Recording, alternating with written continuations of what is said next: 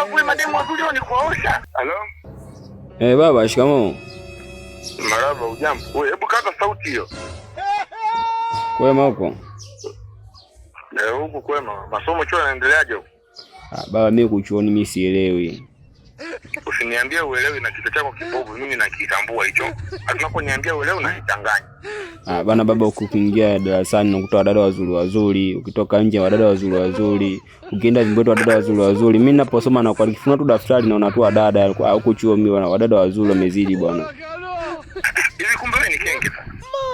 Wewe kuona wadada wazuri haya unawaosha? Mimi siwaoshi bwana. Sasa mimi naogopa. Unaogopa nini pumbavu wewe, mademu wazuri ni kuosha? Hata utaka uoshe lini sasa?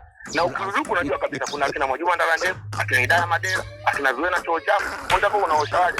Ndio pumbavu wako. Osha wazuri au uko ndo fuzo. Kwa mademu wazuri osha. Unaogopa nini? Tatizo baba, mimi naogopa ukimwi.